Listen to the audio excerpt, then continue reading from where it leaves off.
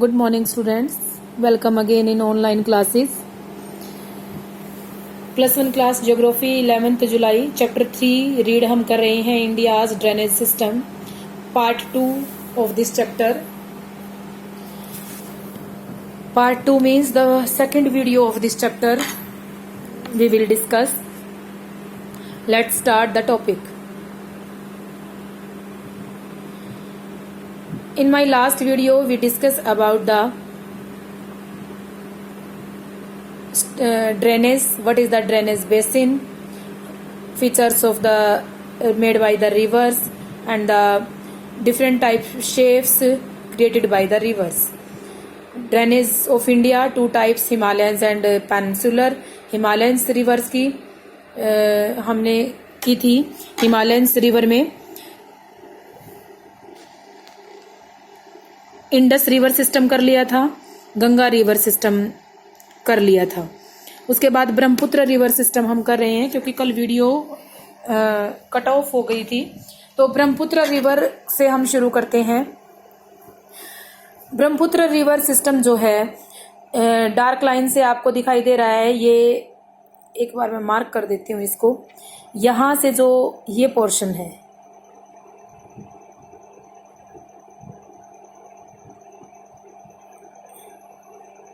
इस तरीके से ये ड्रेनेज सिस्टम यू टर्न लेते हुए हमें दिखाई दे रहा है. तो जो ब्रह्मपुत्र ड्रेनेज सिस्टम है वो तिब्बत में मानसरोवर लेक से जो बहती है नदी. इधर देखिए ये मानसरोवर लेक है, इधर से तो इंडस रिवर सिस्टम जाता है और यहाँ से ब्रह्मपुत्र रिवर सिस्टम जाता है.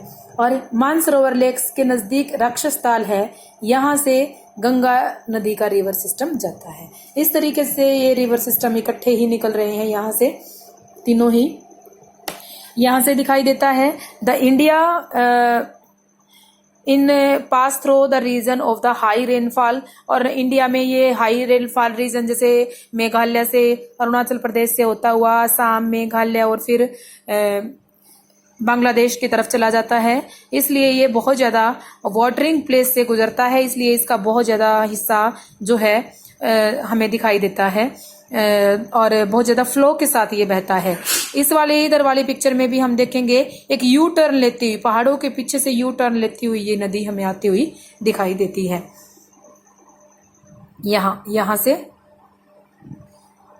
उसे नेक्स्ट जो है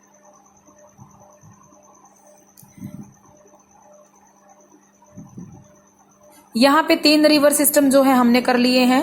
हिमालय पर्वत की 3 मेन रिवर सिस्टम है, Ganga, Brahmaputra and Indus. Brahmaputra river की एक चीज और रह गई है. ब्रह्मपुत्र रिवर की ट्रिब्यूटरी या डिस्ट्रीब्यूटरी कम है, 1-2 ही हैं.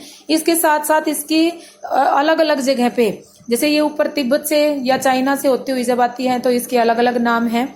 जैसे इंडिया में ये करती है तो दिहांग, देबांग, पद्मा, शौश्री और इस टाइप से इसके अलग अलग नाम होते चले जाते हैं. और जिस टाइम पे बांग्लादेश में ये इंटर करती है तो इसे जमुना के नाम से जाना जाता है. अब पेनिनसुलर रिवर्स के बारे में हम करेंगे. पेनिनसुलर रिवर साउदर्न पोर्शन में जो है, the main water divide in peninsular India is formed by the western Ghat. Most of the major rivers are in peninsular is Mahanadi, Godavari, Krishna, Kaveri, which flow in the east and flow into the Bay of Bengal, and the Narmada and Tapi are the only rivers which flow in the west. सिर्फ नर्मदा और तापी 2 नदियां हैं. तो यहाँ आप ये कर सकते हैं सपोज कि इंडिया के जो ये नीचे का हिस्सा है, तो जो गंगा ये है ईस्टर्न घाट, वेस्टर्न घाट, और ये है ईस्टर्न घाट. ये वेस्टर्न घाट, ये ईस्टर्न घाट. जो नदियां हैं वो हमेशा वेस्टर्न घाट से सिर्फ 2 नदियां निकलती हैं, एक तो नर्मदा, एक तापी. बाकी जो ये हिस्सा है इसमें कोई नदी फ्लो नहीं होती. और ईस्टर्न घाट की तरफ जो नदियां बह रही हैं और बे ऑफ बंगाल में, यहाँ अरेबियन सी है, यहाँ बे ऑफ बंगाल है, तो जो यहाँ पे जो नदियां गिरती हैं वो इस लेवल से ही चलती हैं. ये नदियां 4 नदियां यहाँ से हैं. तो 4 और 2 6 मेन नदियां 6 हैं जिनके बारे में अब यहाँ पे हम स्टडी करेंगे. Next, the Narmada. The Narmada basin, the Narmada river is Amarkantak hills in MP से निकलती है and flow in the rift valley. The Narmada basin cover part from Madhya Pradesh and Gujarat से होती हुई निकलती है। ये पिक्चर यहाँ पे दी गई है, कहाँ से ये नदी निकल रही है और कहाँ पे ये नदी जा रही है। अब हम सबसे पहले नर्मदा और तापी दो नदियों के बारे में देखेंगे और अरेबियन सी में जाके ये गिर रही है। Second is Tapi is the Satpura range से निकलती है and flow in the rift valley. Rift valley, बहुत ज्यादा रिफ्ट वैली बनाती हुई ये Narmada, but in the shorter in the length that the basin cover in the Maharashtra, MP and Gujarat. Maharashtra और एमपी और गुजरात के कुछ हिस्सों को कवर करती हुई बनाती है। नर्मदा नदी और तापी नदी के लिए, नर्मदा नदी के लिए मेन एक है कि इसे गोल्डन रिवर भी कहा जाता है, क्योंकि यहाँ पे जो सतपुड़ा के जो वन है, इन वनों से या विंध्याचल पर्वत श्रेणियों से छोटे छोटे जब ये ड्रेनेज करते हैं तो पत्थरों को काटते हुए आती है और वो पत्थर जो है पानी के नीचे इस तरीके से बिछे दिखते हैं, जैसे गोल्डन, जैसे सन के ऊपर से रेंज आती है और पानी में वो पत्थर गिरे हुए होते हैं तो वो गोल्डन शाइन देते हैं। तो ऐसा लगता है जैसे सोना बह के जा रहा है। इस चीज को देखने के लिए बहुत सारे लोग बहुत दूर दूर से यहाँ पे आते हैं। नर्मदा नदी के लिए स्पेसिफिक ये बात है। पेंसुलर रिवर्स में द गोदावरी रिवर, सबसे पहले गोदावरी रिवर, इसे दक्षिण गंगा भी बोला जाता है। लार्जेस्ट रिवर है पेंसुलर प्लेट्यू में। इसे स्लोप है वेस्टर्न घाट की तरफ से और ईस्टर्न घाट की तरफ जाती है। इट अबाउट 1500 किलोमीटर लॉन्ग है and drain in the bay of Bengal. It cover in Maharashtra, Odisha, Andhra Pradesh and the Madhya Pradesh area. And the Mahanadi basin, the Mahanadi river is the highlight the Chhattisgarh. It about the 860 kilometer long and drain into the Bay of Bengal. It cover the area of Orissa, Maharashtra, Chhattisgarh and Jharkhand. Look at the picture. In the dark blue line is the river. And third is the Krishna. The Krishna is the form of the spring of Mahabaleshwaram, where and it is about the 1400 kilometer long and finally drains into the Bay of Bengal. It drains basin in shared by the Maharashtra, Karnataka and Andhra Pradesh के area को cover करता हुआ ये basin जाता है। And last is the Kaveri. The Kaveri rise in the Brahmagiri range of Western Ghat and drains in the Bay of Bengal. It is about the 760 kilometer long and drain the area of covered by Tamil Nadu, Kerala and Karnataka. नीचे blue line में आप देख सकते हैं और अलग अलग तरीके से किस टाइप से ये नदी कई भागों से होती हुई इकट्ठी यहाँ पे हो रही है, झरने बनाती हुई। नेक्स्ट जो पॉइंट है, role of the reverse.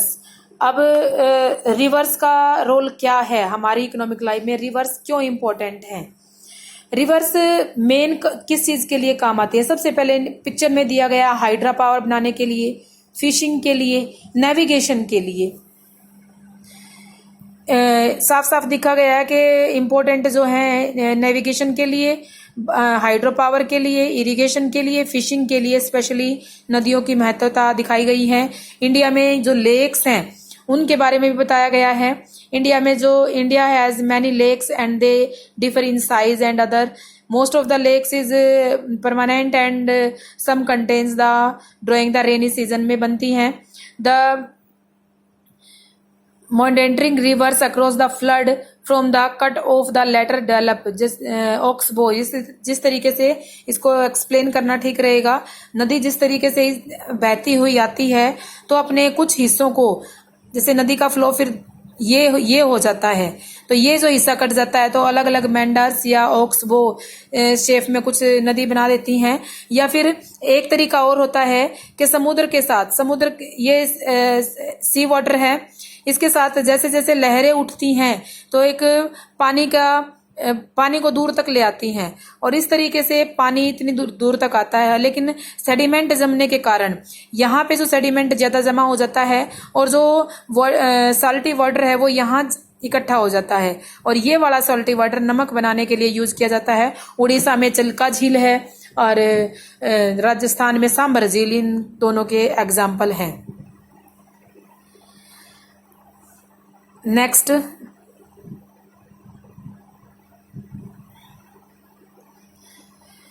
Most of the fresh water lakes और हिमालय रीजन की फ्रेश वाटर लेक दिखेंगी, जिसमें डल लेक और वुलर लेक हैं जो जम्मू कश्मीर में हैं। And a part of the natural lakes are, कुछ रिवर्स ऐसी हैं या लेक्स जो हैं वो मैन मेड हैं, जिसमें से गोविंद सागर बाकड़ा नांगल डैम जिस पे बना हुआ है वो है, जिसके कारण हम हाइड्रा पावर के लिए मैन मेड सी है, ये मैन मेड आदमी ने बनाया हुआ सागर है ये, इसको पानी को रोक के। इस तरीके की भी लेक्स हमें देखने को मिलती हैं।